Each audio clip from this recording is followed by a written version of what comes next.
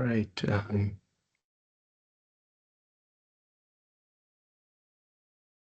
Good evening, good afternoon, and good morning to everyone from wherever you're joining us today.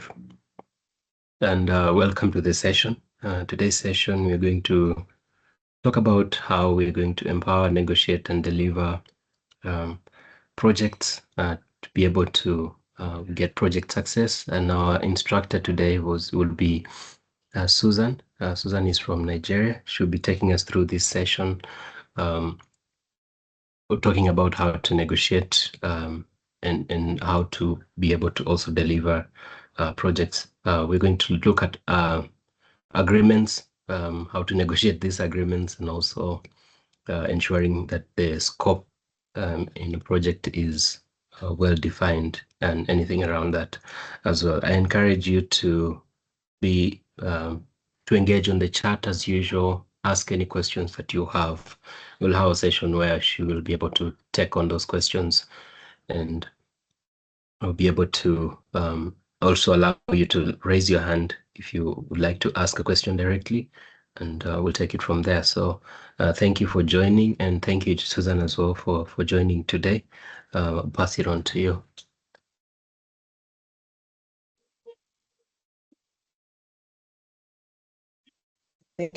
Disconnected.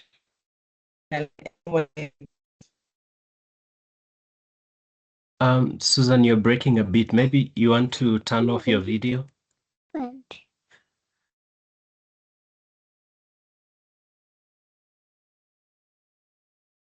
Daddy.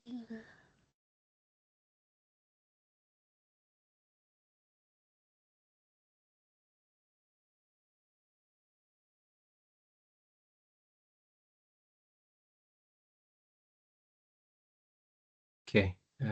Hi, Susan. Okay, we're going to give our instructor just a moment to join back again. I think she's having a challenge with her internet. In the meantime, please post on the chat where you're joining us from today. I know majority of those that were part of us before have gotten their PMP just recently. We've had a lot of people that got their PMPs just recently, so that's a good thing to know. We've seen that in the chat on WhatsApp. Feel free to post on the chat here when you're sitting for your exam and also where you're joining us from as well, so that we can interact.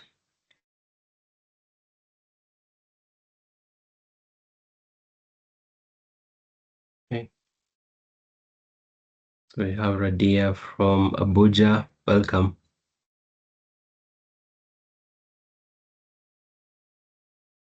Okay, you have someone from Isa from Burkina Faso. Welcome. We have Uganda. Emmanuel, welcome. We have Afua from Ghana. We have Fana from Ethiopia. Sharon from Zimbabwe. Abuja as well again. Kigali, Rwanda. Soliwe, South Africa. Welcome. Of Rwanda as well. Kenya, Georgina. Okay. Welcome everyone. Keep posting. Susan, are you back now?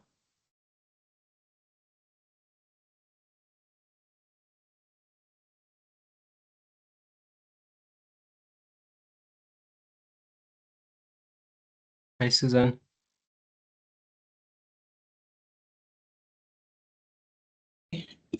Give me a second.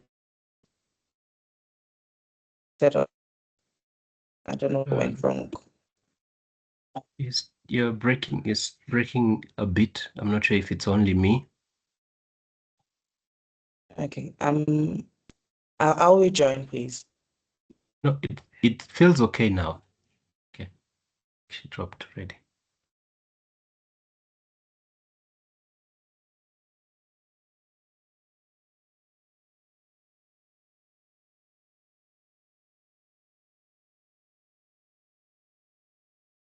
Okay. Let's keep posting on the chat. like we have lots of people from South Africa. We have Rwanda, we have Tanzania as well, Kenya, Canada. Welcome to the session.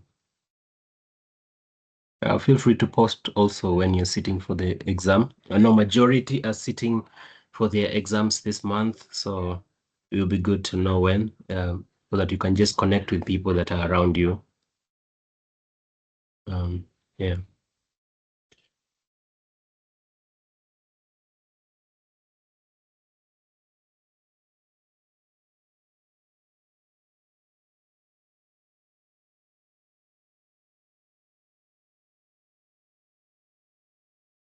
Okay.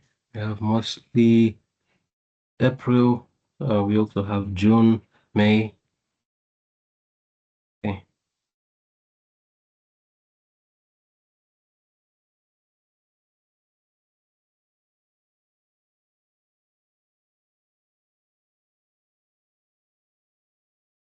I'm sorry to hear that you failed. For those that failed your exam, it's not the end of the road. We've had several, but now you are in the right company. Feel free to interact even on WhatsApp as much as possible. Use the resources that are posted on WhatsApp. Attend these webinars. If you don't have a simulator, we highly recommend Study Hall, the PMI Study Hall. But there's other simulators out there as well.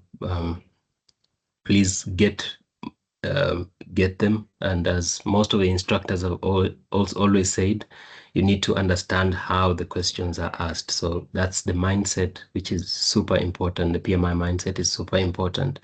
And taking those questions will be super helpful, even as you prepare for the exam. So that's important. Yeah, but I encourage you to pick yourself up, especially if you failed. Pick yourself up. You're going to pass. Going to pass with all the resources that we are offering, with all the connections, the interactions that we have. This should encourage you to be able to pass the next time you sit for the exam.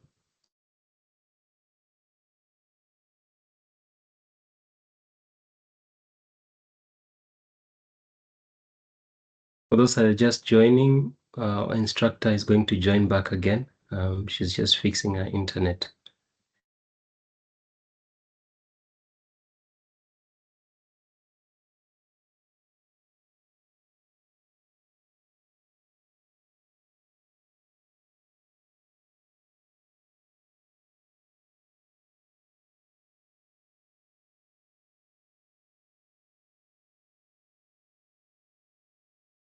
Okay. Hi, Susan. You back now? Yes, how is the sound now? It's great now. Can hear you. Okay, thank you. I've had to switch between 4 different providers. Oh no. So sorry about that. That's all right. Thank you everyone for joining us today from our different places. I see some of the chats, the different countries that we are joining from. Welcome. Have we already mentioned where we are? When we're writing our PMP exam? Has anyone on this call already booked the PMP exam? They've already booked a date. I have a date coming up soon. I have an exam I'm writing on Friday. It's the cognitive project management in managing AI projects. So I also am writing an exam soon.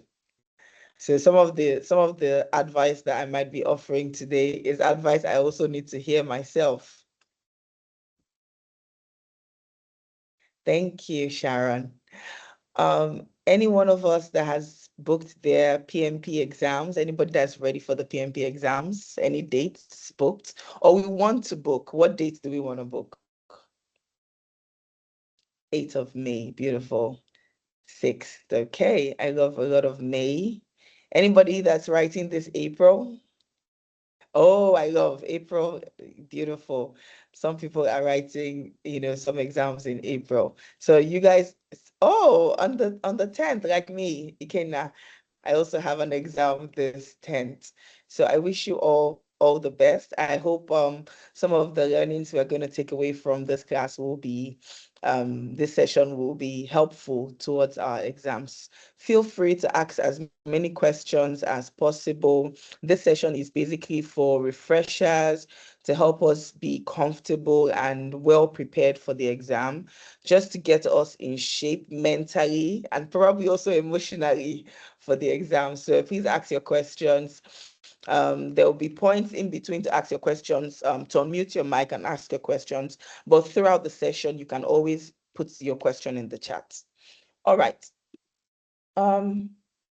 You already know by now that the PMP is a great investment, that it is currently still the world's leading project management certification. I have a ton of people ask me, is it still worth it? Is it still worth writing the PMP, even in this AI-driven world? Is it still worth getting a certification? And this is my response most of the time. I say that getting a certification does not qualify you to become a project manager. However, when you have been doing the work, when you are already a project manager, you've put in the hours, you've been managing your teams, this is something that is a feather on the hat. It basically certifies you and gives you that recognition that this person has been putting in the work. But this is not what makes you a project manager. You have already been a project manager for many years, as is the case for some of us here. So it validates your skills, the skills you already have. It's not giving you new skills. It is just proving to the rest of the world that you have those skills. And this year, we are piloting a new exam. For some of us that are writing in April and in May, we're still going to write the old exam. But for some of us that are going to be writing in previous versions, we're going to be writing with the PMP exam that is based on PMBOK 8. And there are 3 main domains around which we will be watched in our exam questions. So we have the people. So wherever you see that there's a domain talking about people, it just means that your questions, 33% of your questions are going to be asking about your relationship with stakeholders, how you're managing your team members, how you're communicating with the people on your projects who are your team and your stakeholders. Then the next domain that the exam, watches us on is process, which is basically speaking to what do we do next? When we do this, what is the next step that we take? So across initiating, planning, monitoring and executing, monitoring and controlling and closing, what are the different things that we need to do to carry out a successful project? And then 26% of the exam will be asking about the business environment. How do you manage regulations? How do you manage company laws? How do you, work in an environment where the company says we must do things a certain way, and there's an agile principle that says we should do things a different way. How do you balance the two? So that's the 3 performance domains. Okay, so this session we're going to be focusing on empowering, negotiating, and delivering. How do we strengthen project success? And again, we said this session is supposed to help not just with real world project management, but also with preparation for our exams. So feel free to ask questions as they come to your mind. All right, so let's talk about empowering our team members and stakeholders. It might be a little redundant to say team members and stakeholders, but the reality is, even though our team members are stakeholders, some of the times when we say stakeholders, we mean those external to the team, right? If you've used stakeholder in a conversation with your team members, you've usually used it to say, those outside of this project. However, we know that our stakeholders are both internal to the team, internal to the project rather, and external to the project. So how do we empower them, or what does it mean when we say that we have we're empowering our team, our internal stakeholders? So let's talk about it in two different environments, because the PMP exam is both predictive and adaptive. Okay, so you're going to have both versions in the exam hall.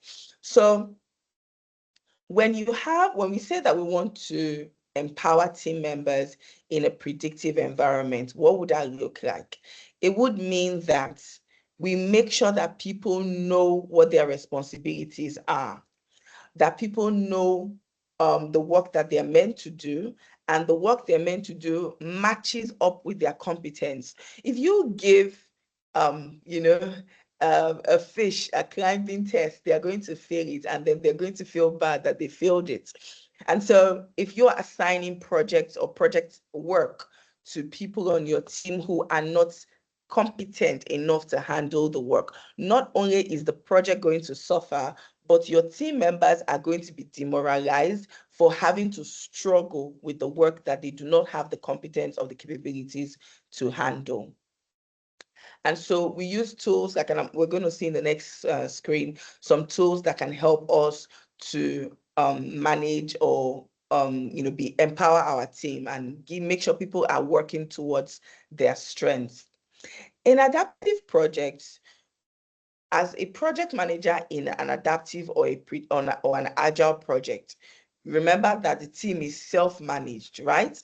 And so if the team is self-managed, that means they are picking up the tasks that they know best how to do. And I've seen this play out in different team sizes where you have Kanban teams that, excuse me, please.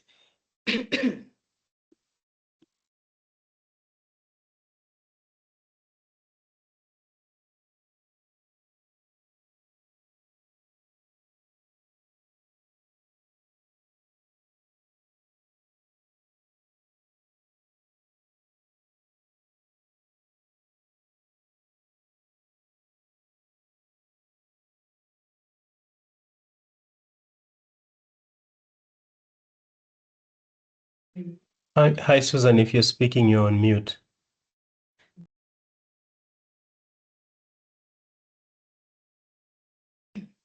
Sorry, I was clearing my throat. I needed to get some water. Okay, I'm back. All right, so in adaptive projects, remember that the team is self-organizing, they're cross-functional, they're self-managed. And so the team can pick up, especially in Kanban structures, where you have, this is the backlog of the work that needs to get done. And these are, the different teams that are working on this, and they can pick up tasks from the backlog. And the product owner is the one that is saying, these are the most important. So according to the order of importance, this is the most valuable part of the project that the customer wants to see delivered. Okay. So we also want to be able to support the team in accountability. And this empowerment will look like setting clear expectations. If people know exactly what is required of them, whether in an agile or a predictive environment, it sets them up for success. We also create psychological safety for our teams when we make sure that people have ownership of the outcome. They're not just ticking tasks. They're not just saying, oh, what's the next thing that I have to do? They're actually owning the outcome, that they're responsible for us achieving certain goals on the project. Now, your job as project manager, whether in a predictive or an adaptive environment, is always going to include removing blockers. Problems will arise, challenges will arise on the project, and part of your description, your job description, is to remove those impediments from your team and help your team to progress. You also want to provide regular feedback to the team, and there's a difference between responsibility and accountability. Can someone help us with that definition? What would you say is the difference between responsibility and accountability?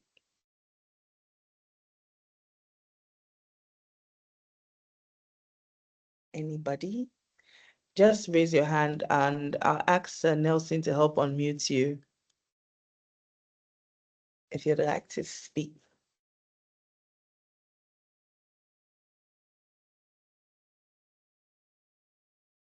Nobody? No takers? Or are you typing it? Okay, Jose. Nelson, please can you help us unmute Jose?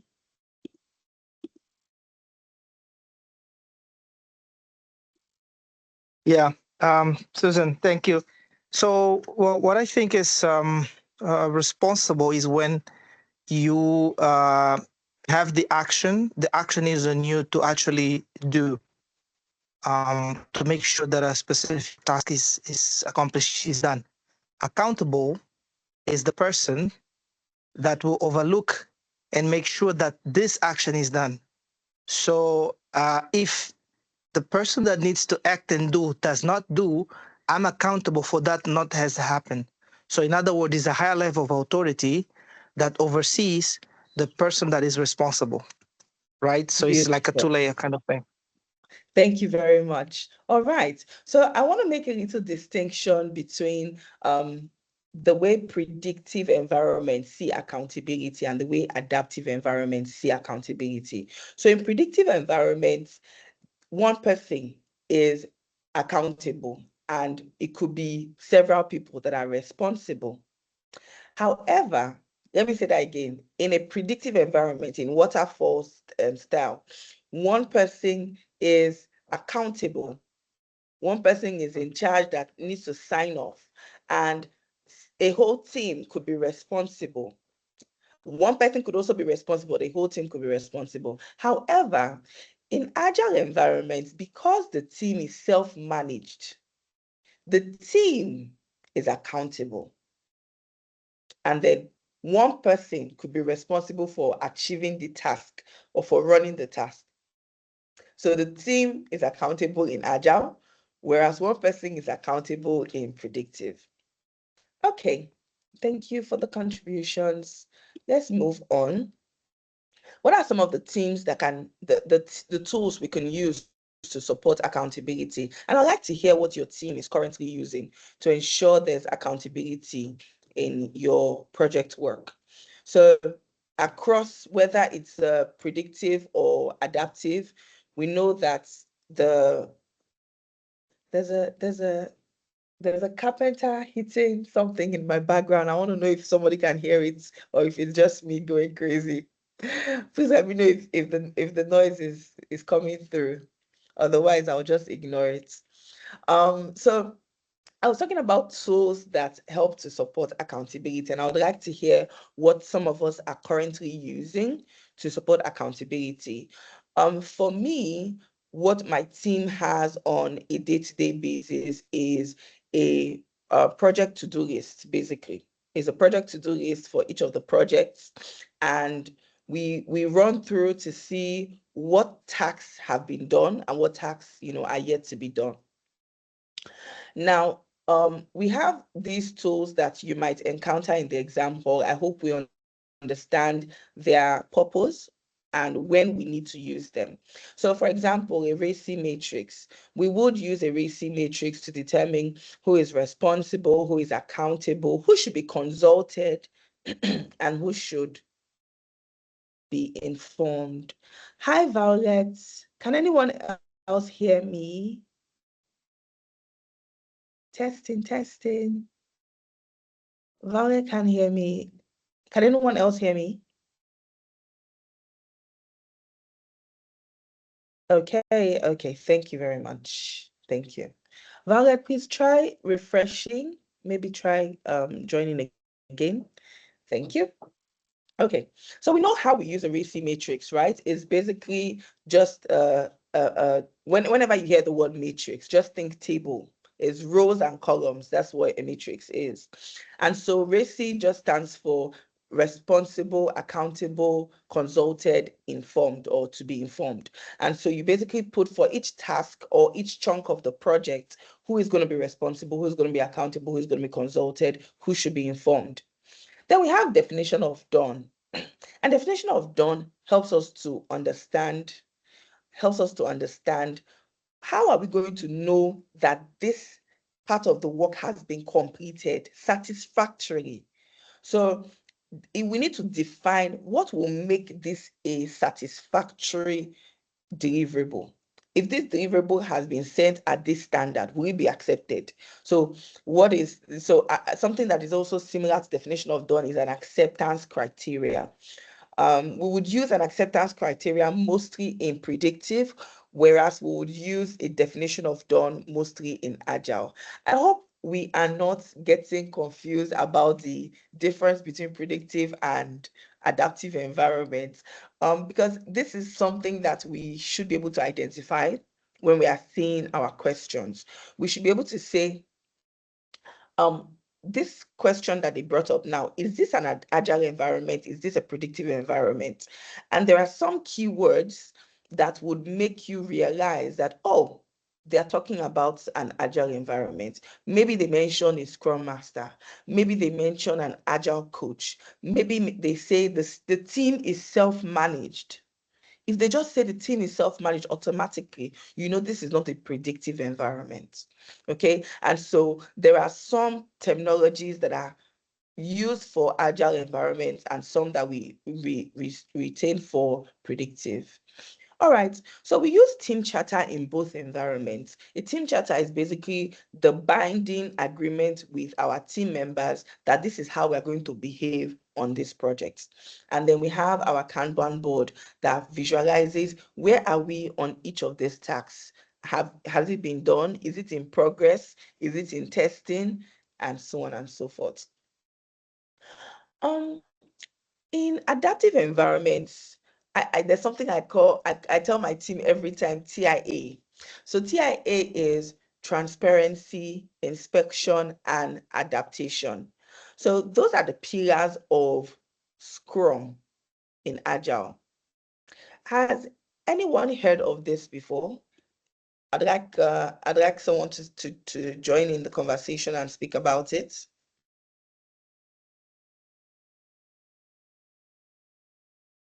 Transparency,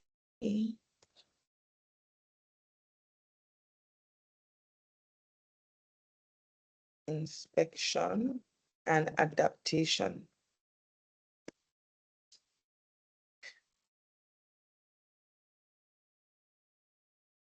What do these terms mean in Scrum and in projects? And how can we use this to remember the idea of accountability? Any contributors? Just raise your hand up if you'd like to speak and or unmute your mic, please. Okay, feel free to join me when I start, but I'm going to go ahead and start talking about it. So transparency is the idea that, and what I said was that these are the three pillars that support the Scrum framework. And Scrum is one of the popular frameworks that we use in Agile. There are more than 50-something Agile frameworks. In fact, you can create one today as long as it follows the 4 values and the 12 principles. We will qualify your new framework as, maybe it's Jose's framework, as an agile framework. So feel free, you can create your own. So Scrum says that these 3 pillars are what supports the delivery of good work.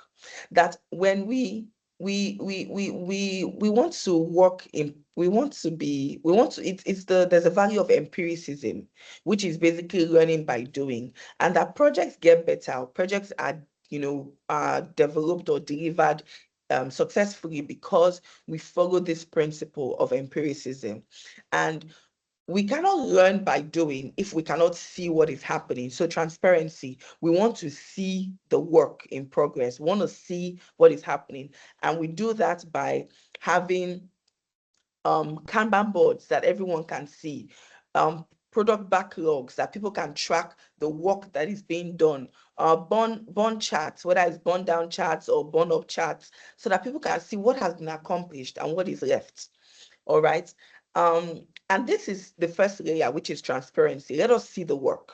The next one is inspection. Let us have opportunities to talk through what is being done and the progress that is being made. And we have those opportunities in things like stand-ups. We have daily stand-ups. We have our sprint reviews. We have our retrospectives. So we are able to say, okay, this is for daily stand-ups. This is the work that we have committed to do today. And this is, what was accomplished yesterday.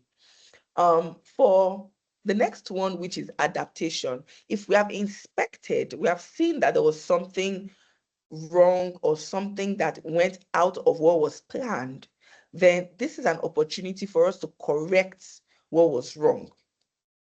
And so we have several opportunities as we continue to execute the project work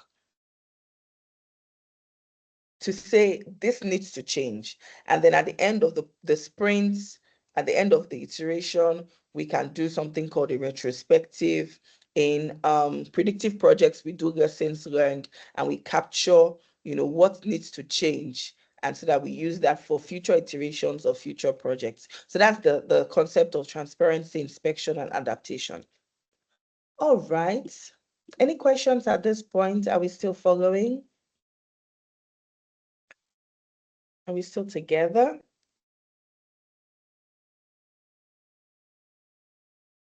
Thank you.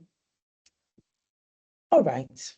So there are some measures that we can take to evaluate whether our team is accountable to task. And as I was preparing this, I was trying to apply it to my actual team, because I need to see that work. Yes, you have to trust your team, especially in adaptive environments. And you the more trust you ascribe to your team, the better they're able to show up and do the work, because the whole idea of a self-managed team, the reason why Agile is saying we should go for a self-managed team is the idea that a self-managed team is going to be more effective, right?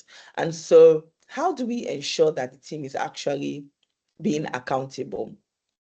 We want to have some metrics, and this is going back to what we were talking about earlier about setting clear expectations. So we set a clear expectations in what is going to be evaluated. So the team knows before they go into the work that they are going to have to show their work performance data, that they're going to have to show, was this work delivered on schedule? If we are within a sprint time box, they know that they're supposed to complete this amount of story points within this time, within this sprint. If it's a predictive environment, they know that by certain dates they should have completed certain tasks, right?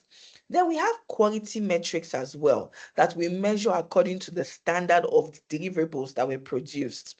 We also have our team feedback and retrospectives, opportunities for the team to say, what should we have done differently? And for us to even get, when we do sprint reviews and we get feedback from the customer to say, this is what they wanted to see as opposed to what was delivered.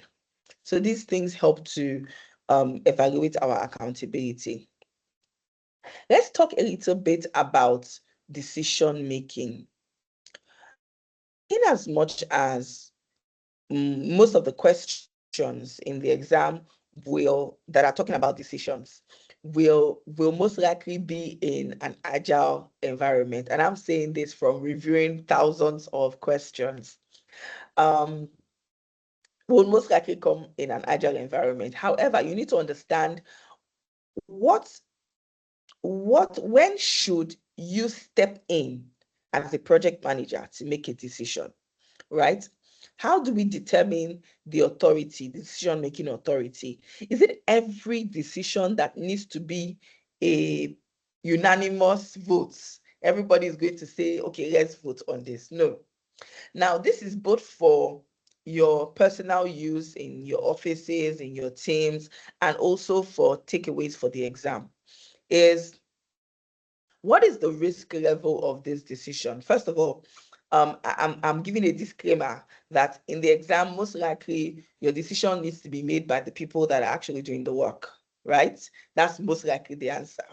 And in some cases where they have gone through the normal process of decision making and negotiating within themselves, and they are escalating to you, the project manager, probably this is a situation where there's a risk that needs your authority. There are two levels of risk resolution, that one of them you can resolve as a project manager. Another one, you should escalate to your project sponsor. At what point do you imagine that this problem is no longer something I can handle? This problem, I need to escalate it. Anybody?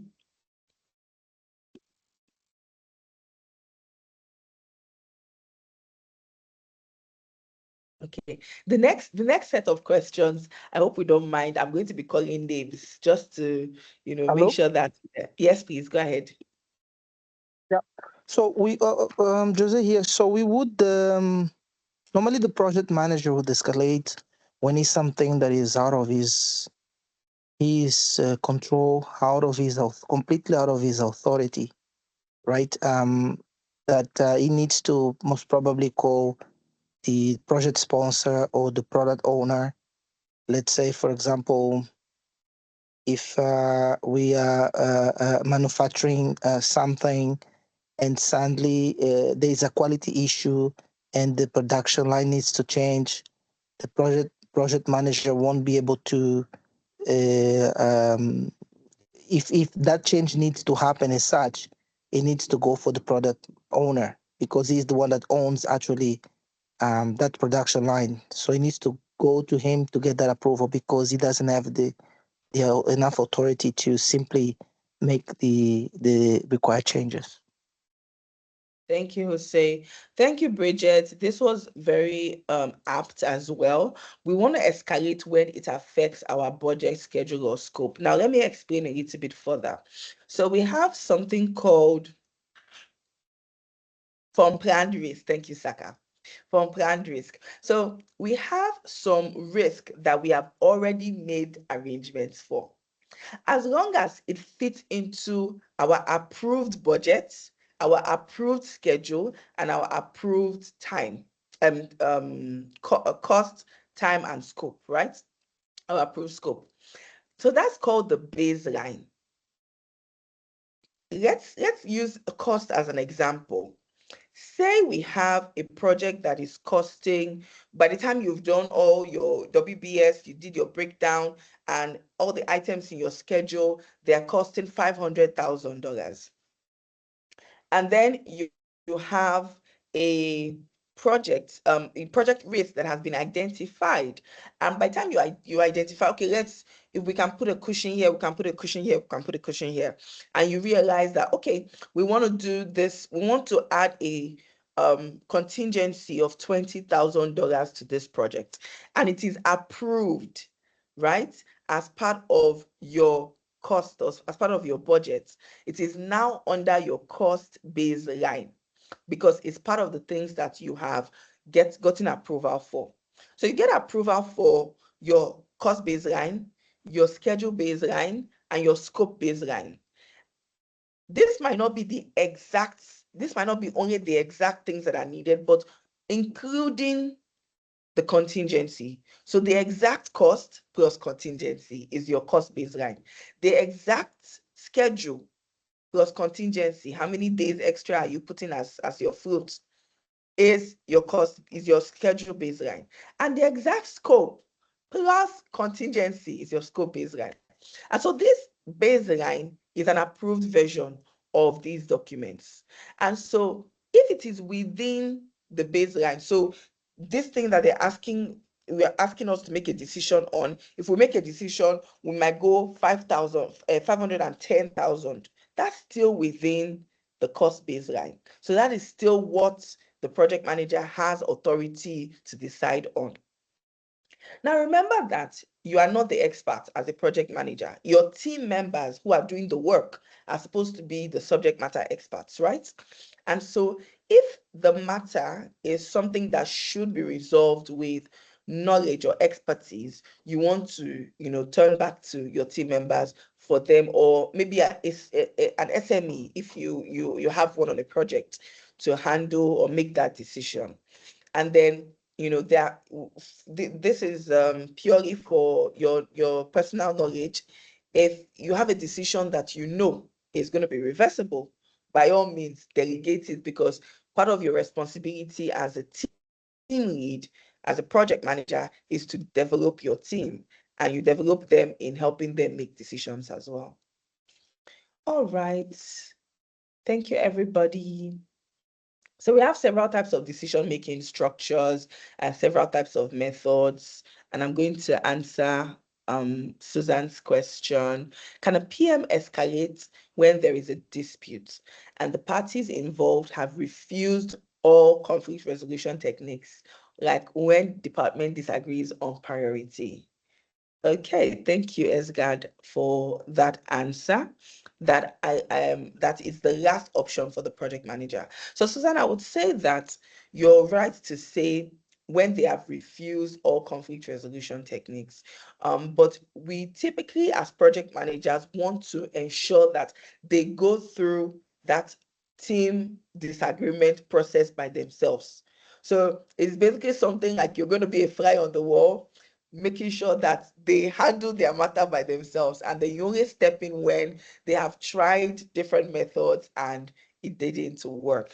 But most times, if you just give them guidance on, oh, you should try this. So you're not resolving the case, but you're advising, you're counseling your team members that have they thought of doing it like this? Have they thought of addressing it like this? So you're not resolving the case for them, but you're advising them on how they could resolve the disputes. So that's typically one of most times the option will just be that if they are at a standstill, they are at a dispute, you want to advise them or give them resources to help them resolve it, but not step in directly and resolve it for them. All right, so we're looking at some decision-making methods. Thank you, Susan. And I said it's not every time that it's going to be unanimous. It's not every time that we'll say majority takes the votes, but that's something that you as a team lead will, you have, it's your prerogative to know what type of decision-making style to use. All right, let's do a quick question. Can someone read the question for us, and then let's see the answers in the chat. You can just answer A, B, C, or D in the chat. Can someone read for us? Hakeem, are you with us?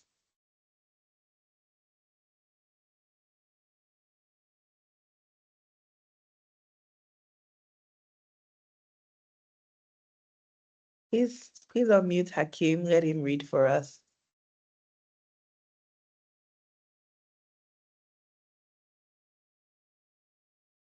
Could you raise your hand?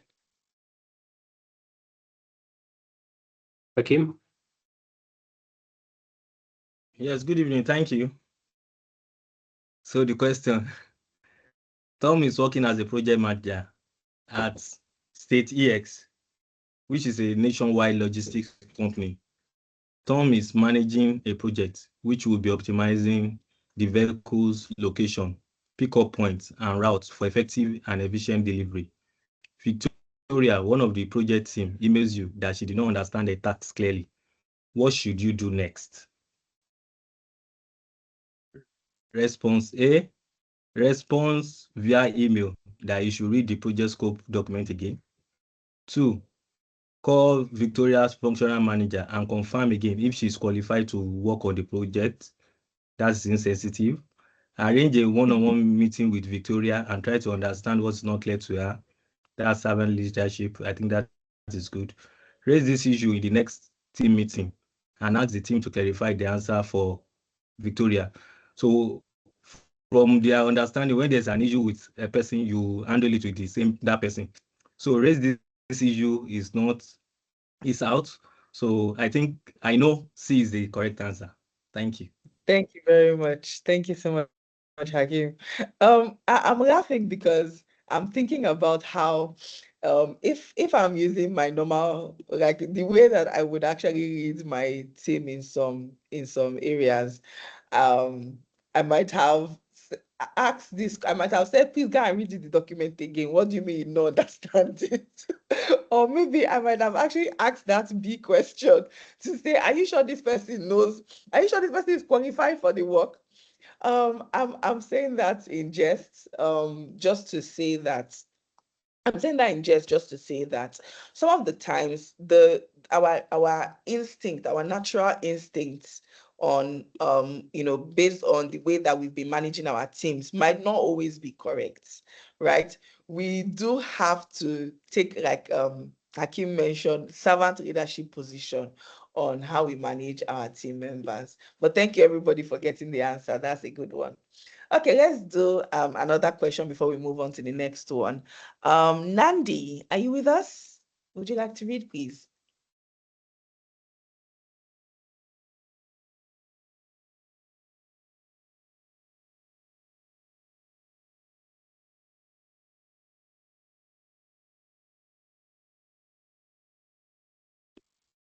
I'm just calling the names as they come to my screen, please. Okay, Fatoke. I hope I didn't murder the name. Babatunde. Can you unmute, please? Oh, Nandi is here. Fatoke, you will read the next one, please. Nandi, please go ahead.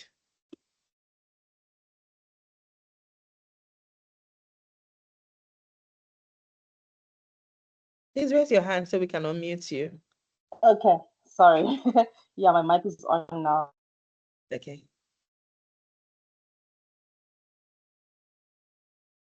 Please, can you read on the screen for us? It's working after in a... Sorry? Can you hear me? What we have on the screen. Yes, we can hear you. Thank you.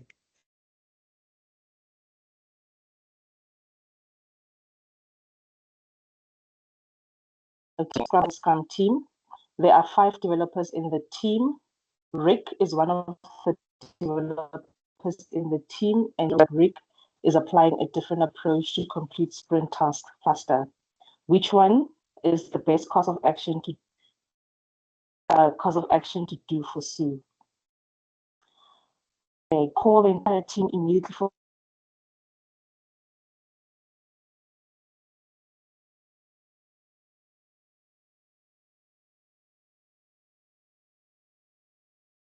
this approach, then distribute to the team. C, during the retrospective, ask Rick to share his approach with the team and ask the team if it is applicable for every developer. Or D, ask Rick in the next daily stand-up meeting why he did not share this approach with the team. Thank you, Nandi. All right. Anybody want to say why we chose C? I'm seeing a lot of people choosing C. Can anyone share with us why you chose C?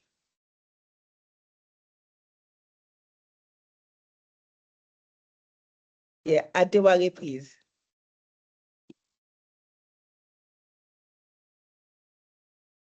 Yeah, good afternoon, everyone. So, from the question, the key point here was that okay, Rick is applying an approach to sprint that makes the work faster, and I think what we can see from here, from the statement, problem statement, is which one is the best course of action for who is working as the Scrum Master. I choose C because this is an observation, a lesson that was learned during that task.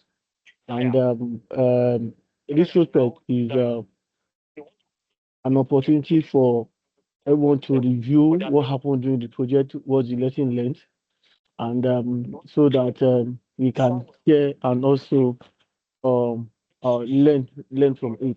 So asking him to share his approach with other team to learn, and also ask the team if it's available for every developer is a restricted activity, and that's why I think is the best option in this case.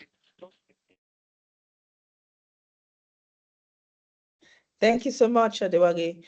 Susan, do you want to add to that?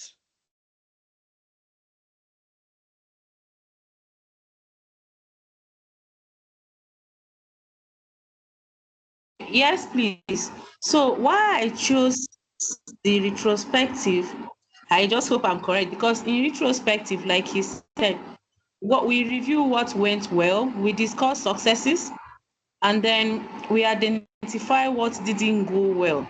So during the retrospective, we could ask him um how he did it, and then maybe with a good collaboration and how he was able to complete it, the task on time. So I would have chosen the if because in the daily stand-up, it's the question was, why didn't you share? It's like you were trying to, is it blame him, quarrel him, or something? You should have shared. Why didn't you do this? But in retrospect, and then the three questions you asked in daily stand-up are actually different. What did you do yesterday? What do we need to do? What are the block? What do we need to remove? But in retrospective, you ask about successes. How do we get here? How do we achieve this? How did we all get it right, and why didn't we get right, so we can learn from it? So that was why I chose that particular answer. I hope I'm correct. Yes, you are. Thank you so much, Susan. So definitely we cannot be asking this question during daily stand-up. It will definitely turn to a more than 15 minutes meeting. And we don't want to distract from the flow of the work, because sprints by nature are very short. So a 1 week sprint, 2 week sprint, there's no need interrupting the sprint and interrupting the flow just to say, let's follow this person's method. But retrospective is a great opportunity to do so. All right, we'll have a few more questions. We'll have a few more questions as we progress. Let's talk about negotiating project agreements, please. So what do we negotiate in projects? There are several things that we can negotiate. And on either side, you might be a team member, you might be a project sponsor, you might be on the steering committee, on the change control board, and for whatever part you are on, whether in your offices, in your real work, or in the exam hall, you want to understand what are the constraints of negotiation. What are the things that people typically negotiate about? Is it the budget limits? Is it our timeline, our schedule? Do you want to negotiate on the quality, the standard? Do you want to negotiate on contractual requirements with our vendors or our team members? So we want to understand, going into a negotiation, what our partner is. Our partner is our best alternative to a negotiated agreement. So you want to know what's your best outcome. If the best negotiation does not go through, the thing you're trying to achieve does not go through, what's the other thing that you can accept, right? And that helps you to prevent accepting a bad deal. If you know that this is your strong partner, your very next step, you have a better chance of getting a good negotiation. Now, in your negotiating for project success, you want to understand that not all things that we're negotiating carry equal weight. There are things that you can trade. So, there are things that are must-haves, and you can trade them with nice-to-haves. So you need to know your own priorities and what the other party's priorities are. Again, whether you're a vendor or you are the project manager that is issuing vendor contracts, you are a team member that is requesting for your steering committee to give you extra budget, or you are a change management officer reviewing if a change should be accepted or it should be rejected. You need to know what does this project need to succeed, what does the other party need, and where do we have an interest overlap, where do we have a zone of agreement. Okay. When people come to the negotiation table or the negotiation conversation, they would usually say what they want, and which is their position. However, there are the reasons why they want that thing, and that's their interest. So you need to understand, they might not mention those interests, but you need to understand, and this is part of stakeholder understanding or stakeholder management, right? So understanding and analyzing your stakeholders, there are different categories, will help you negotiate better. You want to verify that your agreements actually went through. So when you've come to one of the first agreements that we have is a team charter. A team charter documents the agreement that the team members have made, that this is how we expect to behave within this team, right? And so negotiation does not end when we have signed contracts. We must follow through to say, is everybody keeping to their end of the bargain? So what are some of the methods that we could verify that people are actually keeping to the end of their bargain? So we have our issue logs, we have our performance reviews against the project milestones. How is the project performing in terms of scope, in terms of time, in terms of costs? Remember, at different stage gates, we want to be checking the performance of the project. It is not when the project has veered off the path that we start to raise alarm. We would raise alarm if there's even a slight variation from the accepted and the approved scope, time, and cost. All right. So we have different verification methods that we could use to verify that both parties are honoring the terms of the agreement. There are some negotiation strategies that you most likely have applied. Maybe you said, you know what, it's not worth the fight. Let me just leave it. Let me just go. Don't worry about it. We're just leaving it. We're avoiding it. That is, typically, it's not a very big issue. And so you can employ this negotiation strategy when the issue is a minimal one, a minor issue. When you have a relationship that you want to protect, for example, you have this new client that you are entering a relationship with, and they're asking for a discount. Ordinarily, that discount you wouldn't have given. But you're like, well, you want to protect this new relationship and you would like to be in the good books of these people. Okay, you know what? For you, I'll give you a special discount. You won't say that person is a bad negotiator. Rather, you would say the negotiating style that person is using is an accommodating one. And what's the reason? Because the relationship is more important. Some other cases where relationship is more important, or you have to use an accommodating style, is when you have one party has more seniority or more legal binding, or like you have more legal authority than the other party. So the party that has less legal authority will definitely accommodate the party that has the higher one. Compromising is a win-lose situation. This is the one that is win-lose. Sorry, a lose-lose rather. Compromising is lose-lose because I'm giving up something, you're giving up something, so that we're coming to a middle. Accommodating, you that is, letting the other person have their way, you are the one losing, the other person is winning. With avoiding could be lose-lose. It could be nothing, it could be win-lose, depending on what happens if you do nothing. Avoiding is basically you are doing nothing. Then we have competitive negotiation styles where you are, you must have your way, which could work in tandem with the accommodating style. So maybe you have the higher ground, either morally or legally or by virtue of your seniority in the workplace. And that is making you, competitive, and the other person is accommodating. Now, the best negotiation strategy here, and not for every circumstance, but generally, is collaborative. We want to get to a situation where we're having a win-win outcome, which means that each party is looking at the problem or the negotiation as something that will benefit both of us. We are also thinking about long-term relationships, and we're realizing that each person is coming to this table has something to give, has some value that we're exchanging. And so we come to an agreement that, benefits the both of us. All right, we're going to answer some questions now. Simple questions.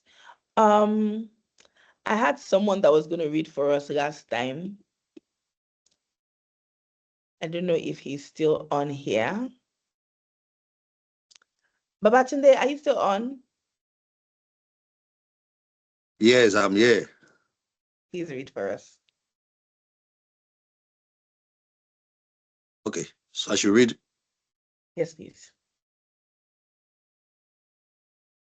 Your company has entered into a joint venture with service company to develop a software program.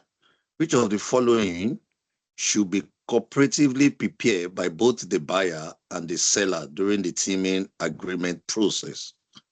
A, contract. B, contract procurement statement of work. C, request for proposal. And D, human resources plan. Obviously, I know it can be human resources plan, and it can be contract. I'm looking at the request for proposal. I'm looking at request for proposal. My take. Thank you. All right, come to our answers. Thank you very much for your reading. All right. Okay, this one is not all C's like the other ones. Okay.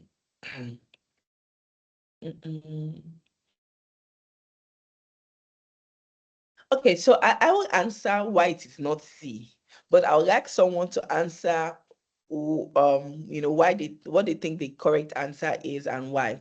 But I'll say it's not C because a request for proposal is coming from the business that is asking for you to provide something for them, right? So you need a service. So you need the software program, and you want to contract somebody to provide that software program for you. You are asking them, could you write us a proposal as to how you are going to go about developing the software program? So it is only one party that will develop the request for proposal. That's the party that is the party that is buying that will do the request for proposal. Same thing goes for RFI, which is request for information, and request for quotes. So request for information is when you want to understand their capabilities. You want to know if they are capable to do the work. So you're asking for, what are your qualifications? The bid documents that you are going to present, vendor registration documents. Are you qualified to do this work? Can you do this work? And then request for quote is it's a very clear matter. Maybe you already know how they are going to do it. It's now a matter of who is going to give us the best quotes. So you know that they are qualified. That's information. You know that this how they will do it. That's the proposal. Now the issue is can we get a quotation? So that's when you ask for RFQ, request for quotes. So C is not the answer. Can we get another person tell us what they think is the answer and why? Frank, sorry, Fana. I see your hand. You can go ahead, please. Am I audible? Yes, please. Yes, good evening. I choose B, like you said, by eliminating. We cannot use human resource planning since we are doing the joint venture, we're not going to ask them about their human resource.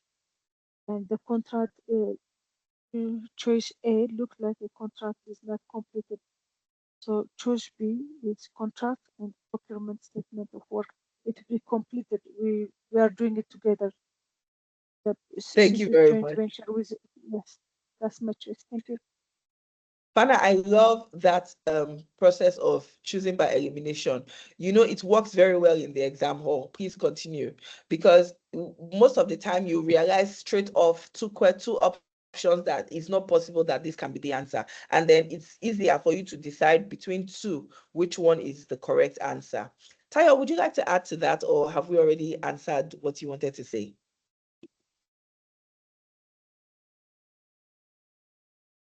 Is it, yeah, I am done.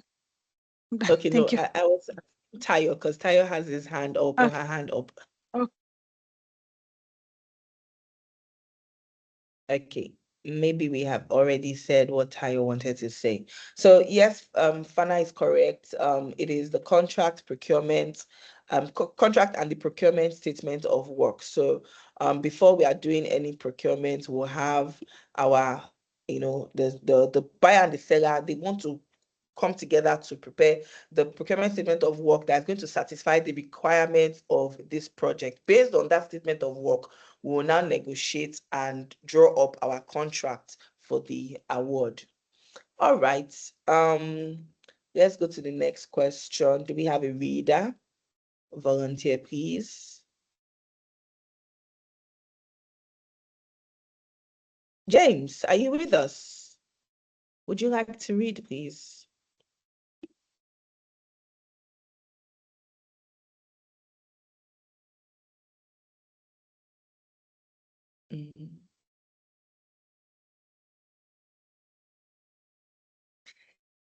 Oh, the answer for the last one was B. It was contract and the procurement statement of work, Magdalene. Okay, who wants to read this one for us, please? I see a hand raised, but okay, there's no name, it's just your email. I'm gonna allow you. You can tell us your name, please.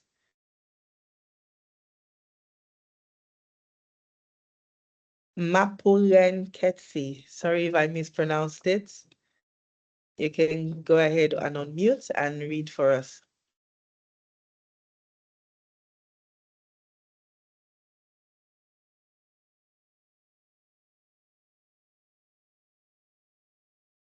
I think I've clicked on mute, so it's for you to unmute yourself.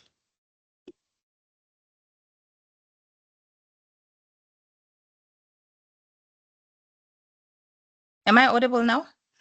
Yes. Okay, thank you. The project team is arguing about the prospective sellers who have submitted proposals. One team member argues for a certain seller, while other team members want the project to be awarded to a different seller. The best thing the project manager should remind the team to focus. The best thing the project manager should remind the team to focus on in order to make a selection is the A, procurement documents, B, procurement audits, C, evaluation criteria, and D, the procurement management plan. I think the correct answer here is C, the evaluation criteria, because once they've received all proposals, they need to follow a certain criteria to select the best proposal out of all the received ones. Thank you. That was beautiful. Thank you so much. No additions from me. That was correct, and the explanation was beautiful as well. Because see where they are in the stage. Yes, you're going to do procurement audits, but at what stage? At the stage where they're at, it is that they are still arguing. Should it be a certain seller? Should it be another seller? So they are still in the place where they would need that evaluation criteria to ensure that they choose the right seller. Okay, I think we have another question before we go on to the next part. Yeah. Okay. Last question for this section. Do we have a reader? Let me see. Nicola, are you with us?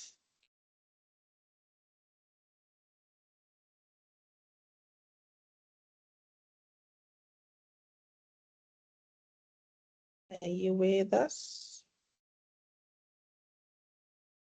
I'm going to be calling 2 people just in case the other person is not available. Maybe they stepped away to go get a drink of water. Okay, thank you, Nicola. Sorry about that. Just having a mouthful of my supper. Okay, the question. Detailed design has begun on a firm fixed price FFP contract, and the statement of work, SOW, has been clearly defined for the consultant. Now, an expert communicates to the consultant that extra work is needed. How should the project manager proceed? Approve the additional work, A. B, amend the FFP contract to include the additional work. C, review the scope of the additional work. And D, log the additional work on the risk register. I would say C, review the scope of the additional work to understand exactly what is needed. That would be your first thing to do.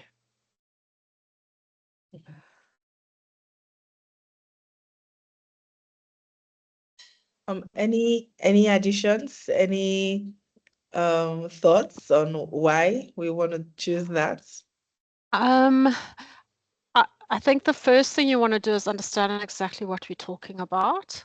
So, you know, when they say that an expert has told us that extra work is needed, you'd want to know first what is that extra work and how much, what the scope of that is, and before you then decide how to proceed.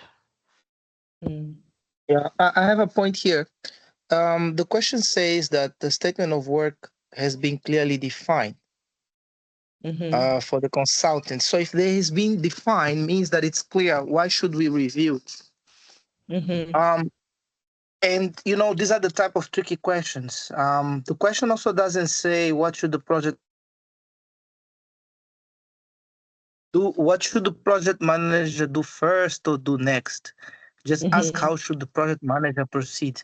But my take here is that I see that it says that the contract statement of work has been clearly defined for the consultant.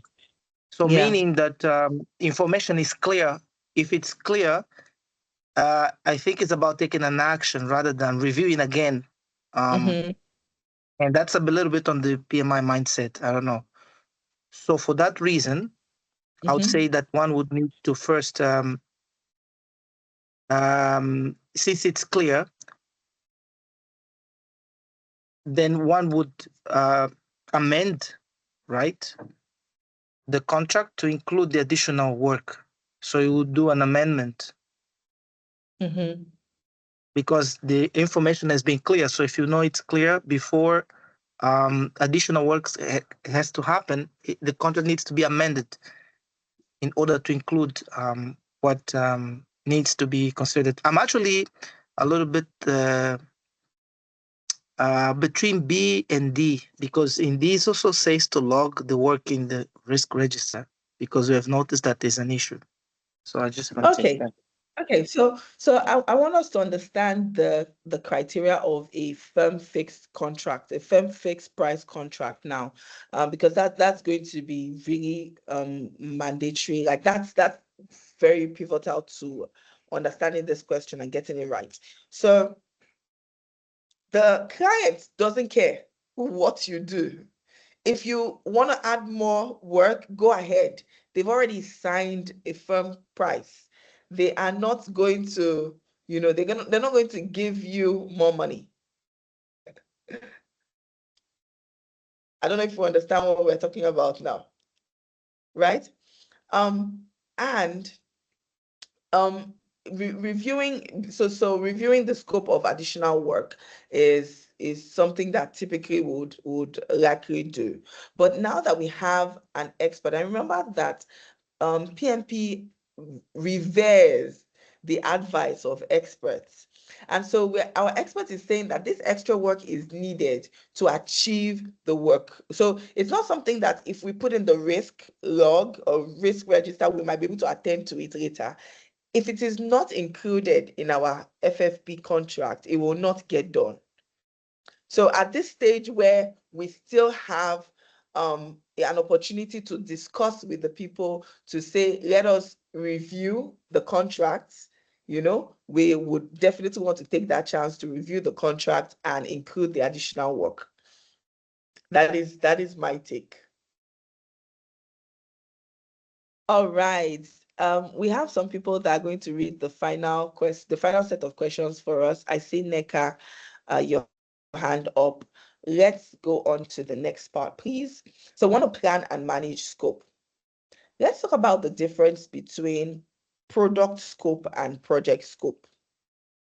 So we would typically talk about product scope when we're talking about agile environments or adaptive environments, whereas we'll talk about project scope for predictive environments.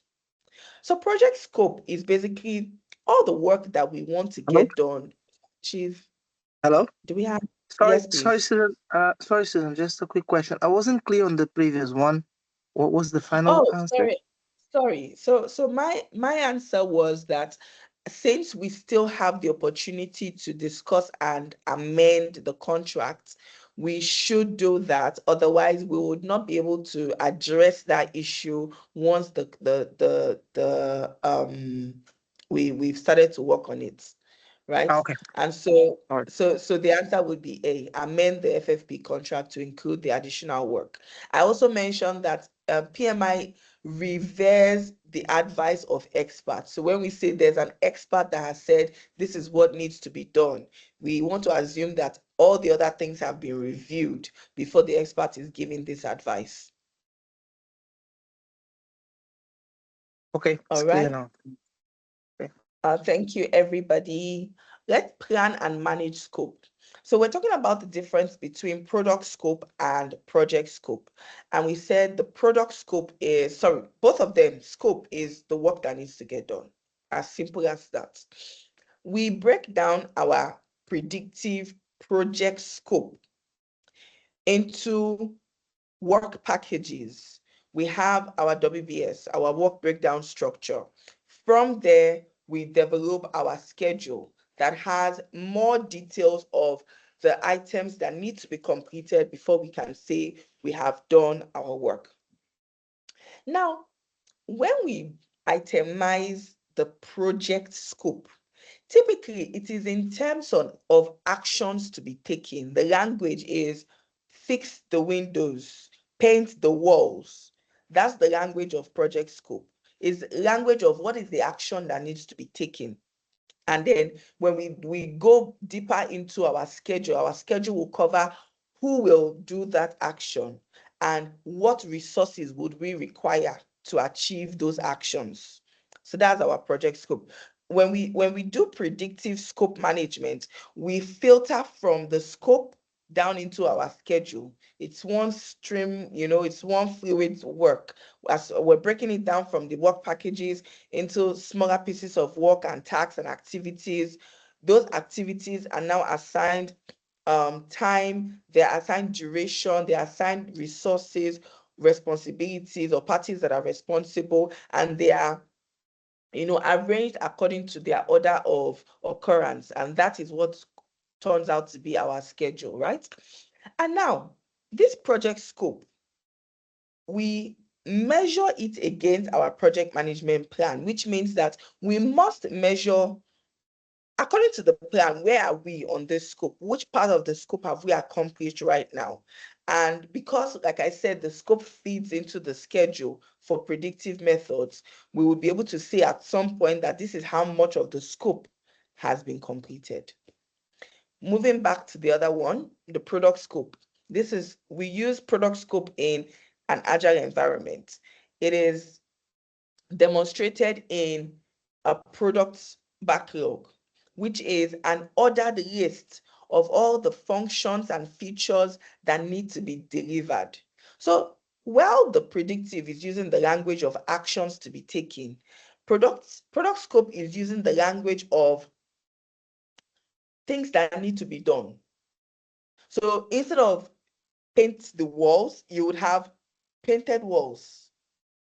Instead of fix the blinds, you would have fixed blinds as the language of product scope. Basically, it's saying what would the finished part of this, or finished deliverable, or finished function, or finished feature look like at the end of the day for products.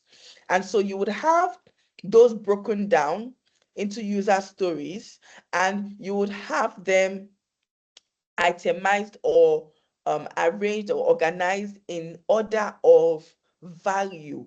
Which of these items is of the highest value to the customer? And who is responsible for saying this is the most valuable feature that we need to produce, or we need to work on this function? That person is called the product owner. So the product owner is the voice of the customer on your agile projects. And they are the ones that say, this is the most important part of the work that we should be working on. Now, it behoves to say that if we want to do a physical construction of a house, we cannot just say, fix windows, do walls independently. No, those items are dependent on each other. Those actions need to be, some actions need to happen before other actions can happen. Which means that in product scope, or for a project to be managed using a product backlog, those items on the product backlog should not be dependent on each other.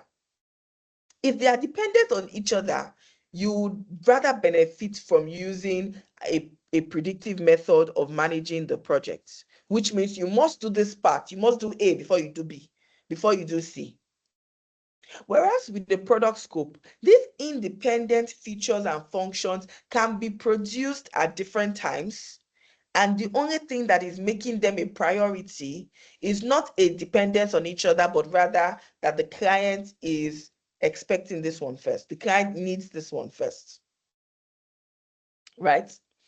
And the things that will be the part of the work that needs to happen before the other part of the work needs to happen is the part that we will plan in more detail, which means maybe it's a hybrid version. It's a hybrid approach we're using. Some part of the work is being done predictively. The other part of the work is being done, iteratively. I hope I have not overflogged the issue. So how do we measure against requirements? Let's talk about these requirements that we're measuring our products backlog items against, our user stories against. So how do we gather requirements? Because remember that the product owner is basically speaking on behalf of the customer, saying that this is what the customer wants. How does the product owner know that this is what the customer wants? It's by this requirement gathering techniques. Maybe they've interviewed the customer. Maybe they've organized focus groups with the customer. Remember, the customer can also be internal. They can also be members of the organization. They can also be a different department in the organization. So maybe you've organized workshops, you've done observations, you have prototypes, you have document analysis, surveys, questions. You've been able to benchmark that this is going to satisfy your stakeholders' needs. And that's how you've been able to identify these are the most important criteria for the stakeholders, for our customers. That's why we are putting them at the top of the backlog, at the top of our list. Now, how do we prioritize these requirements that people have given us? Maybe we've done a focus group or a workshop. We have 6 people representing the department, and they've given us a list of about 15 different requirements. How do we prioritize which requirements should be responded to immediately or next? Now realize that in our product backlog, it's not every item that is on the product backlog that will be done. People can keep on adding items to the product backlog, but it is the job of the product owner to prioritize that backlog and make sure it is ordered according to what item is delivering the most value to our customer. So we have some prioritization techniques here.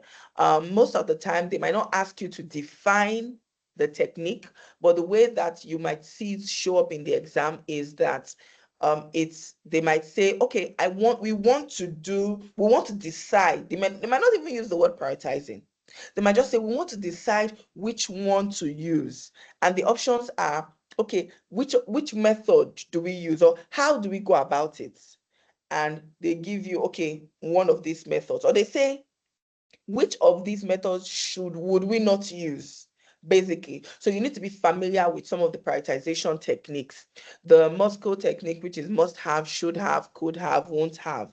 The Kano model, the 100-point method that you can use cards for. You can have some comparison, your business value ranking. You want to make sure that each of these criteria, each of these requirements that we're bringing out, can we rank them according to the business value that it is bringing to the company? And then you have also your risk-based prioritization. So please be familiar with prioritization techniques for the exam. And this is for agile or adaptive, right? For predictive, we talked about the WBS, and we said that your WBS has to capture the project work, the entire project work. It is not like in adaptive where they can bring in some more work at the middle of the project, and that is accepted. So we have work packages, we have sub-deliverables, we have major deliverables or phases, and then we have our projects, and we know that our WBS is deliverable oriented. So basically, we want to know what are we going to get at the end of the day? What are the deliverables that we're churning out by this action, right? When somebody takes this action, that is this work package, what would they get at the end of the day? Okay, when we break down our product backlog, what is, in our product backlog, we typically have, like we mentioned, user story at the top of the list. We would have sometimes big chunks of work, large body of work that we call an epic. And we cannot start work on those epic until we have broken it down into a specific estimable unit of work that we call a user story. And that is what we have prioritized at the top of the list. So we have our epics, our features, our user stories, and then the tasks that the team members have to do in order to achieve those user stories. User stories are written in terms of the function that a user should be able to achieve, or what a user should be able to do when they have, they've gotten that part of the work done. So if that work has been completed, a user should be able to do this, right? Okay, so we're still talking about scope management, planning and managing our scope.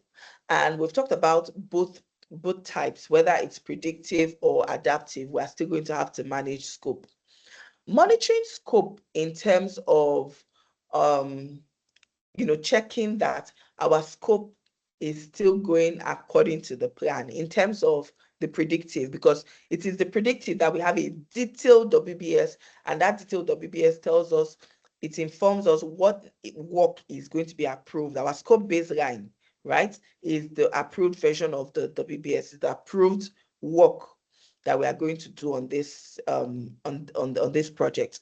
And so we want to ensure that there's no gold plating, which is where we are adding extra features just because we want to charge more, or want to use up the money, use up the budget, or we are adding to the work that things that scope additions that have not been authorized, and that's scope creep. Some of the ways that we would manage or monitor the scope for predictive is we have a variance analysis. So we check what was approved and what do we have right now. We also have our change control process. Some organizations have a change control board, some have steering committees, some have a change control committee, and you can use whatever process to monitor the changes. And we also have our work performance reports that show the progress of how the scope items are being achieved or they are being done. Now, we don't monitor scope for adaptive. Can anybody tell us why? Why wouldn't we monitor scope in an adaptive environment?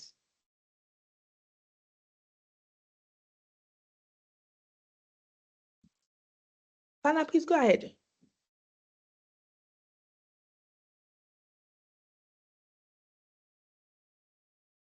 Fana, I think you can unmute. Okay. Sorry. For adaptive, the scope is the baseline. We're going to add it whenever it comes as a backlog. The product owner will add it.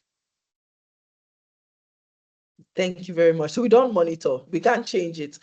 People can keep on. We don't monitor it. Yeah. We can keep on adding to the scope and it doesn't change anything. At the end of the day, if we are finished with the top priority items, we can close the project and there are still some items left on the scope backlog. Okay, Erukewe, you wanted to add to it? You can unmute and speak, please. Hi, good evening, everyone. Okay, so for me, my point of view, it's coming first of all from the Agile Manifesto that says we adapt to change rather than following a plan. And so one of the core principles of Agile is the scope will always change, right? And then looking at the triangle of constraint as well, I think time, and then I think costs are fixed while scope is allowed to, vary over time based on, more that is learned along the way and also based on, stakeholders developing requests or interest and all of that. So for me, that's the reason why I would say for Agile, scope is allowed to change. Thank you very much. So we'll do monitor scope. Thank you. All that the product owner would do is that they need to prioritize. They need to prioritize that product backlog to ensure that we are always addressing the most important items first. All right, we are coming to an end slowly for this session. But let's talk about validating scope. And again, this is basically for the predictive. So we need to check that's so we wouldn't call it validating scope in Agile. Rather, we have our sprint reviews where the customer gives feedback. They give feedback on whether what was produced or what was delivered meets the criteria, meets the acceptance criteria or definition of done, right? So we have our validate scope, which is basically that we want to formally accept that this deliverable was completed. And so we must do quality control, we must check that they met our specification. And the project team is the one that will do it internally. They have to check that, okay, this thing that we're about to deliver, we're about to ship, does it meet the specifications that we outlined? Okay, good, we're good. Then with the customer or the project sponsor or the team that is going to use that deliverable, they have to confirm that they have accepted the deliverables, and not just that it met the acceptance criteria, but like they are looking at it and that it met their criteria as well. And so that's scope validation. All right, we have a few questions that we'll answer, and then we can take any other question that is around the exam and preparing for the exam, and maybe just some tips on mindset for the exam. We have 3 questions, so please, if you'd like to read, I'd like to see your hands up so that we can unmute you and you'll read.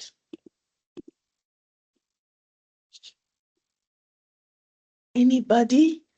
I'm seeing some names that I haven't heard from today. Coletta, are you with us? Hi, Anne. Okay, I'm going to allow your mic, Anne. Please go ahead and read. Yes, good evening. Good evening. Good evening. You can hear me? Yes. Yes, I want to read the question. Your colleague Wayne, a project manager, completed a MP3 prayer development project. While he was telling his experiences from his project, he mentioned that they delivered adjustable screen timeout duration feature without a deviation from the plan. Although the customer did not require and was not in scope of the project. He added that customer was very surprised and happy when they saw this additional feature at the end of the project. Which of the following is correct about this story? A, gold plating was done in the project. B, customer satisfaction increased with an additional feature which they did not expect. C, change request has been delivered successfully. D, unnecessary risk has been taken by adding a new feature to product.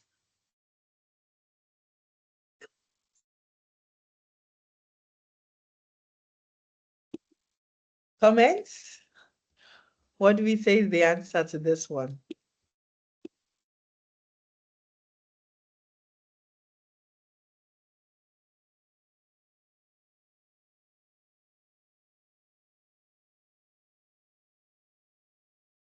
Anybody want to explain? Because I'm seeing a lot of A's. Anybody want to explain? Ikenna? Hi. Hi. Can you? Oh, okay. Can you hear me? Yes, go ahead. Yes, go ahead. All right. All right. From the question, the answer is obviously, or my take is the answer is a gold plating, because clearly based off the last conversation, your last slide, it explains that when we deviate from the scope, be it an addition, is called gold plating. Thank you very much. I completely agree with that analysis. It would have been a customer satisfaction is increased had it been they added it, because it doesn't take much to add it to our scope, but it is not on the backlog. It is not anywhere to say this is, you can always, even if the customer did not know that they wanted it before, you can introduce it to the customer and add it to the backlog. That being, it will now be on our product scope. But in this case, it was not in scope, and so it was gold plating. Thank you, everybody. Let's have another reader for this one. Who wants to take this one? If you raise your hand, I'll mute or I'll enable you to unmute, please.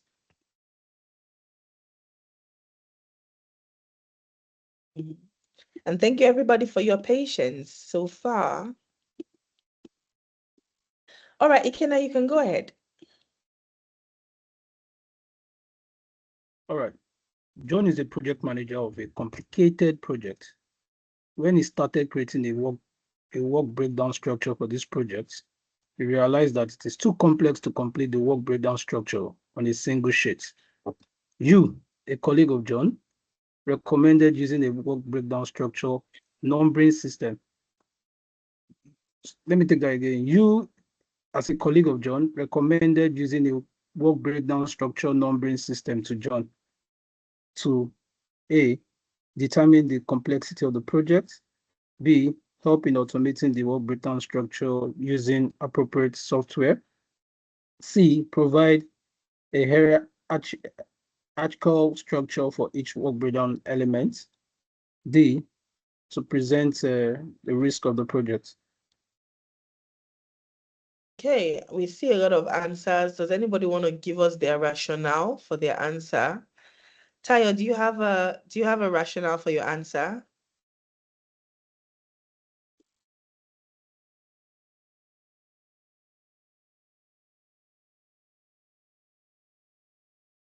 Anybody that has a rationale for their answer, you can raise your hand and we'll unmute.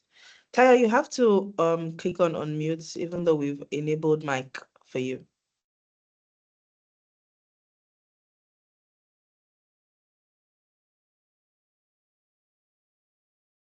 Okay, Stephen. I'm gonna allow you now. Stephen, please, can you go ahead with your rationale?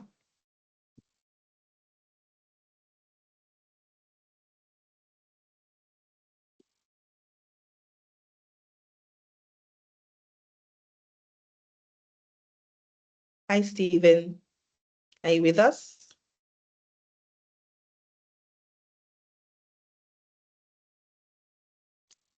Is it from my end? Sorry about that, if it is.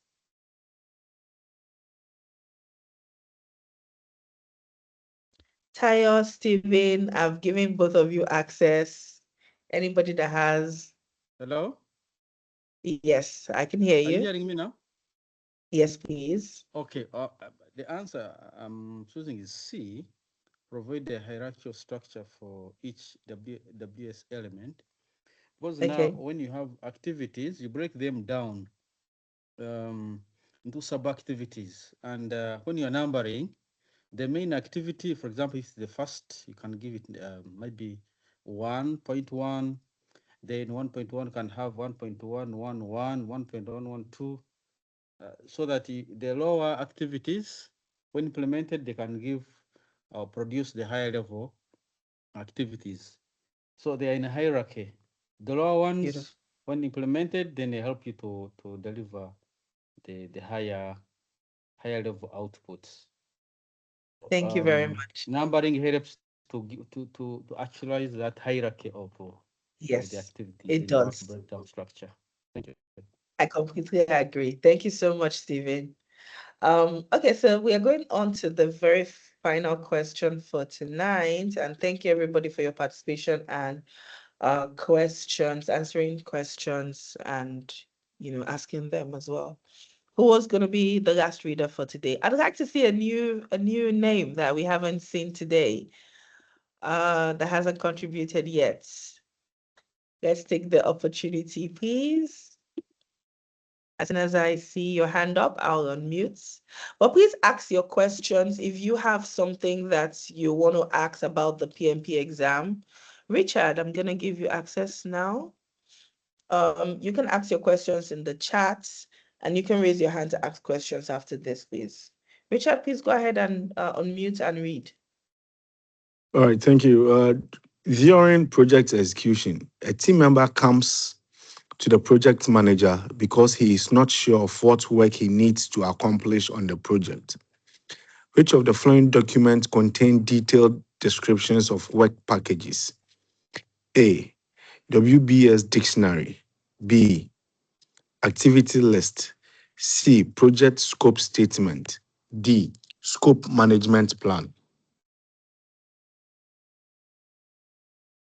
Please, did you hear me? Yes. What is your answer and why? Okay, so I'll go in for the scope management plan. Okay, why?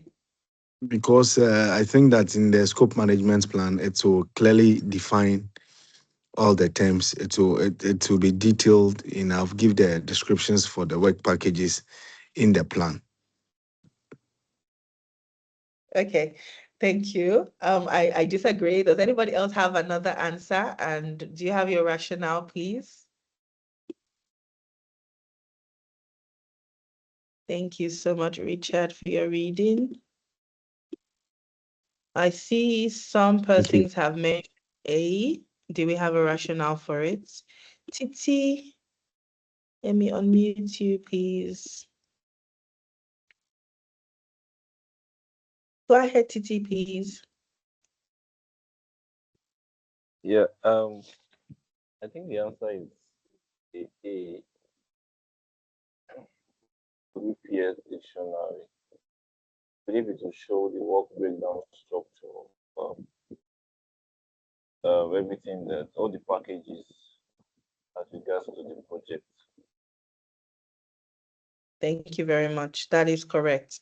So the work breakdown structure will contain only the nouns or the work that needs to be done, but the detailed information on what needs to be done, who is responsible, what are the prerequisites, what should we have done before this action, what's the due date, all those things we'll find them in the work breakdown structure dictionary or the WBS dictionary. So that's our final question for today. I'd like to hear if we have any questions or feedback that's maybe, or if, you can even share some advice. Maybe, you've written an exam recently. Like I told you, I'm also writing an exam very soon on Friday, although I wrote PMP some years ago. So the advice can be helpful for both PMP and for me that's writing a different exam. Babatunde, please go ahead. Yeah, good evening once again. My question is, or observation is this: under the predictive life cycle or methodology, we were talking about and the adaptive. You were saying under the predictive, yes, there is no likely to be change, because it's always a fixed requirement from the beginning and to the end. I'm not too clear, or my opinion is needs clarity, because I know that yes, under the predictive, we might not really have change like that, feedback process, because the whole thing is programmed from the beginning to the end. But I also want you to understand, yes, it is traditionally, method, but along the line, when there is a breakup or there are certain things needs to be changed, you still change. You could make it. That is where you come up with a change request. Yes, that's where you come up with a change request, and it goes through the process, and they make a certain change. Because if it's very mandatory, unlike the interactive, the adaptive, life cycle, where you continue to make interactive, requirements changes because of the incremental delivery of the value. So I just want to have more clarity on that. It's not as if there's no change. So we had an understanding of what is the baseline. Remember, we said scope baseline, cost baseline, schedule baseline. Everything that has a baseline means it was approved. Now, if you must get something, if you must do something out of what is approved, you must get another approval, which is the idea of the baseline in predictive projects. And the process for getting that new approval is, it could be a change committee, it could be a change process. Maybe you submit a ticket, somebody approves it. Whatever the change control process looks like in your organization, that's the one you're going to use. However, there are some things, even in a predictive project, that do not require change control. For example, we said we're going to meet on Tuesday. Now, somebody that was supposed to be available on Tuesday is not available. Oh yeah, let's meet on Friday. You will just send email and say, please, the meeting that was supposed to be had on Tuesday, we're not going to have it on Friday. You don't need to use change control to make those type of changes. So what we're saying is, as long as it was approved, and this is the benchmark you want to use in your exam, as long as it was approved before, there was somebody that signed off on, this is the scope baseline, this is the schedule baseline. For you to change anything on what was approved, you must get a new approval on top of it. You must make an adjustment to it, and that's for predictive. Please, there's a question in the chat. You can attempt it as well. Phil, please, would you like to ask your question or answer a question, or give us a recommendation for our exams? Did I pronounce the name well? Please correct me.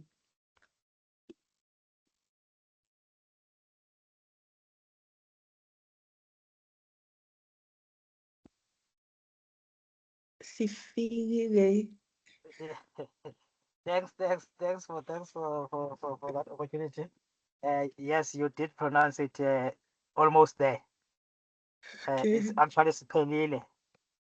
My question is, my question is not related to the session. It's just related to the exams. When is the new system or new exam approach starting? Is it in July or when? I noted when Yeah. you were showing those 3 domains, you had on business you had 23%. As far as I know, it used to be like 8%. So I just wanna be sure if when is Okay. it changing? So if you're doing your exams before July, then it's still the old exams that you'll be Okay. taking. So that one is 8% for business environment. But after July, all the exams would follow this new structure. But thank you for Okay. bringing Perfect. that up. Okay. While we're answering questions and asking questions, if you haven't gotten your 35 contact hours, you can reach out to me and I can help with that. Also, if there are sessions that you would like to book for your team, or you're like, oh, we need this training on that, you can reach out to me and I will be happy to help with that. But please, we still have a few minutes, so go ahead and ask your questions or suggestions for the exam. Nelson, could you share with us some links to the study hall, because that is my most recommended tool for preparing for the exams. Even as this morning I did a practice exam. Although it was just about 100 questions, but I'm like, I need to do my own practice exams for my CPMAI. I think it's a mouthful. But yes, so practice exams are a game changer. You want to practice as much as possible. You don't want to wait until the day of your exam before you're practicing exams for the first time or the second time. You can practice and practice full-length exams, because if you're only practicing 10 questions here, 20 questions here, it doesn't mimic the real life strain that you're going to experience in the exam hall, sitting back to back to answer 180 questions. So please practice your, with the study hall guide. Please go to the exam hall comfortable. You're hydrated. You've had a good sleep. You weren't reading all night. These are basic, but sometimes we forget, right? And remember, I said I'm also reminding myself.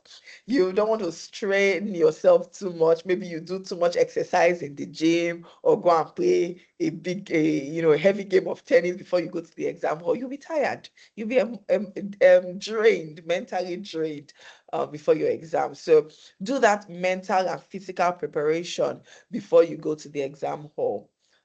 Is there any of us that is doing our exams in a physical location as opposed to those doing in a virtual location? I prefer to do in a physical location, but sometimes you're able to do a proctored exam in your house, as long as your house has good internet connection. Your house has, you're not going to be distracted. There's no children running around behind you, mommy, daddy. So as long as you can ensure that your house conditions are good, by all means, do your proctored exam. I'm putting in a few links here. You can contact me directly. I've shared my contacts, and I'll be happy to answer questions. The best place to reach me is actually LinkedIn, but there's also WhatsApp number there as well. We have a few minutes. Any last questions before we go?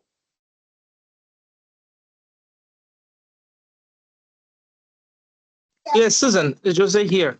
Would you share with us some tactics to go very strategic while answering the questions during the exam?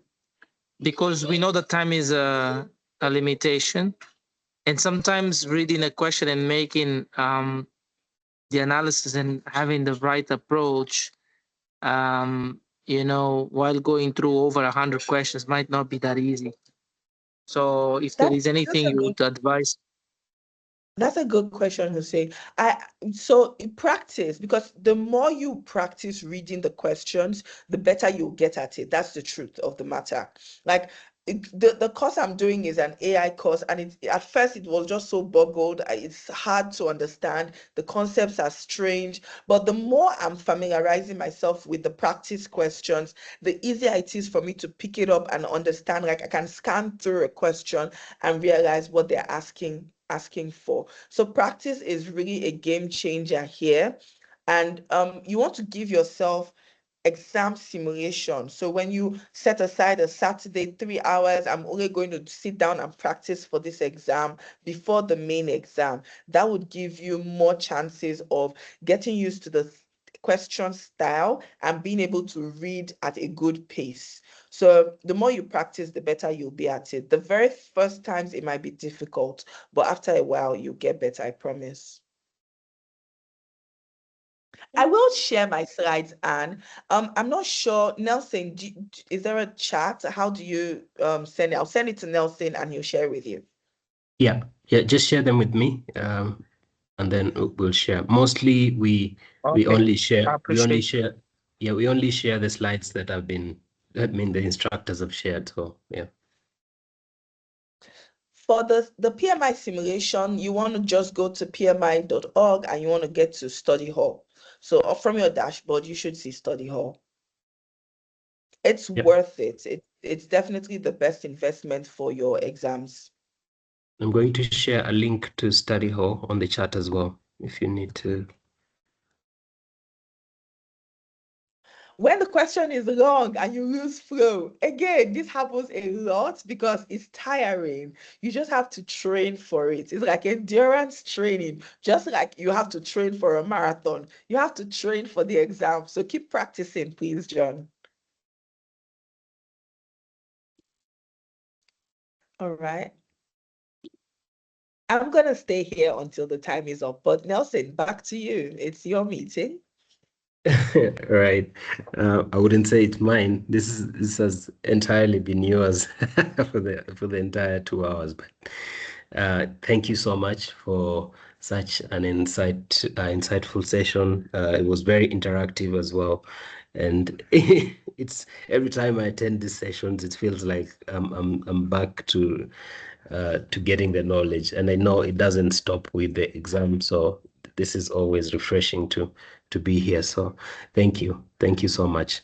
And to the candidates, again, thank you so much for attending and participating, engaging.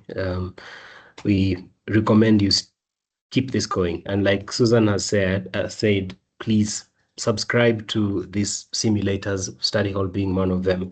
I personally recommend Study Hall because I used it for my exam. Susan is using it for her own exam, and other candidates have also used this, and they've been successful. You've seen that in the group. I've shared the link on the chat as well for you to subscribe to Study Hall. So if there are no questions, we will end the meeting there. I'll share the slides once you get them from Susan, and I will also share the recording in the course of the week. I will see you all on Thursday. Have a good evening. Have a good evening, Susan. Thank you so much.